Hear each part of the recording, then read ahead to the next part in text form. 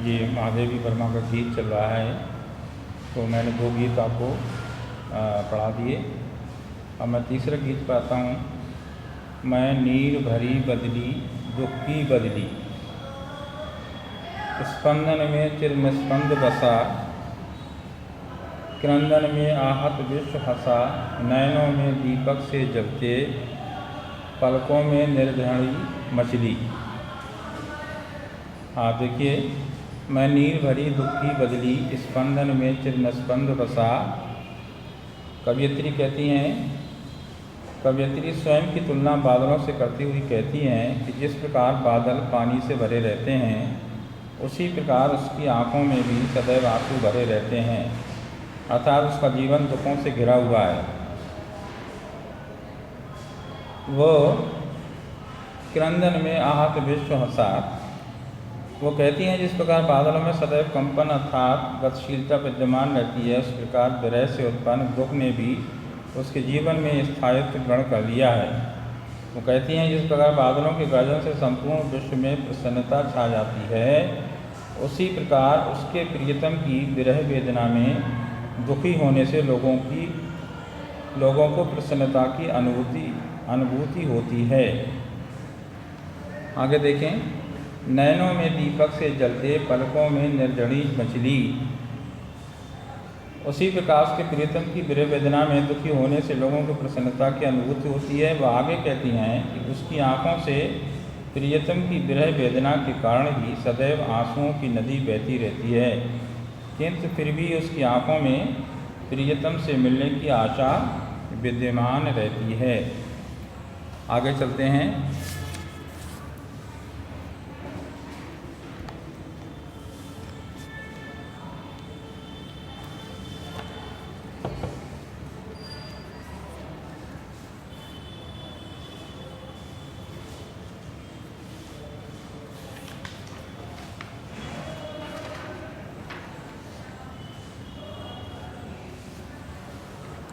मेरा पग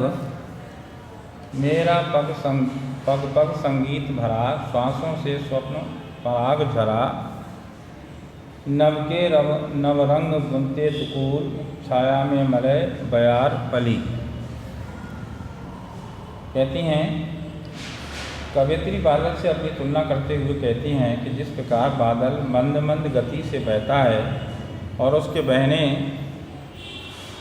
और उसके गर्जन में संगीत भरा होता है, उसी प्रकार मेरा जीवन भी प्रियतम की स्मृतियों के संगीत से भरा है। कवयित्री कहती हैं कि जिस प्रकार बादलों की प्रवृत्ति उनका बरसना होता है, उसी प्रकार मेरे जीवन में भी तुम्हारी मधुर स्मृतियाँ बसी हुई हैं। वो कहती हैं कि जैसे बादलों के बरसने के बाद आकाश में निकला इंद्रधनुष उसके आंचल के समान लगता है, तथा उस समय मलय पर्वत की शीतल हवा के समान बहने वाली वायु से ऐसा प्रतीत होता है जैसे वो इसी आंचल की छाया में फली हो और वही उसका उद्गम स्थल हो। ठीक उसी प्रकार प्रियतम की स्मृतियाँ मेरे जीवन में इंद्रधनुष के समान नव रंगों का और मलय पर्वत के समान शीतलता का संचार करती हैं। अब आगे आते हैं।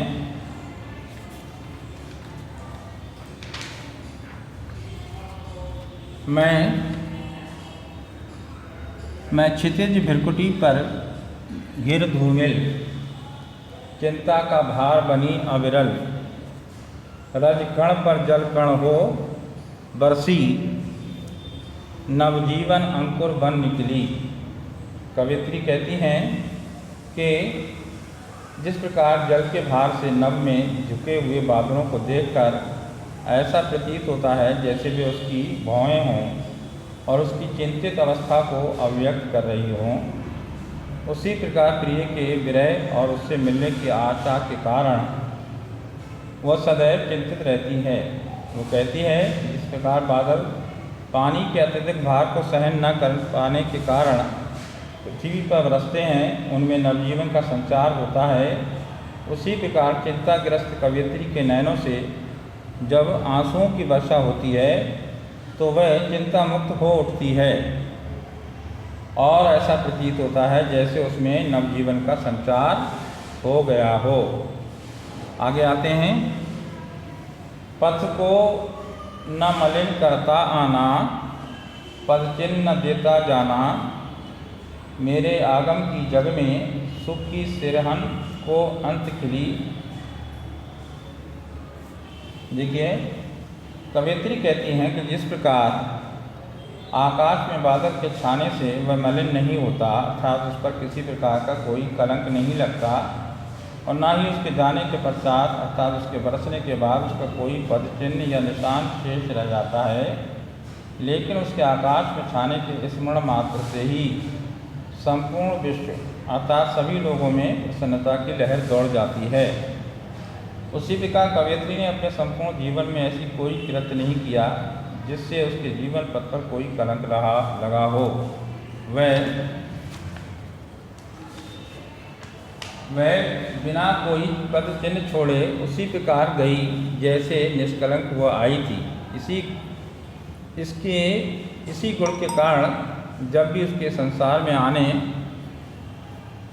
आने की स्मृतियाँ लोगों के मस्तिष्क में आती हैं, वे उनमें खुशी की सिरहन कंपन पैदा कर देती हैं।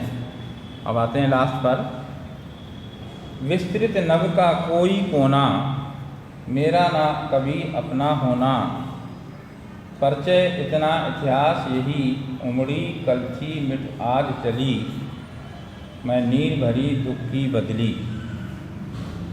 देखिए, कवयित्री कहती हैं कि जिस प्रकार आकाश के अत्यधिक विस्तृत भाग में फैले हुए होने के उपरांत भी बादल को वहाँ पर स्थायित्व प्राप्त नहीं होता और अपने संपूर्ण जीवन काल में इधर उधर घूमता रहता है, उसी प्रकार मुझे भी इस विशाल भूभाग अर्थात संसार में स्थायित्व प्राप्त नहीं हुआ। वह आगे कहती हैं कि जैसे बादल का अस्तित्व केवल उसके निर्मित होने और बरसने तक ही होता है और वही उसकी पहचान एवं उसका इतिहास बन जाता है, उसी प्रकार कवयित्री की पहचान एवं इतिहास केवल इतना ही है कि वह कल आई थी और आज जा रही है, यही उसका संपूर्ण जीवन है। तो ये तीसरा गीत भी आपका समाप्त हुआ। अब इस गीत पर आधारित 2 पद्यांश लूँगा। उन पद्यांशों के पर आधारित प्रश्न होंगे, उन प्रश्नों को समझना है और मैं लिख के दे देता हूँ, उनकी मैं इमेज भी भेजूँगा।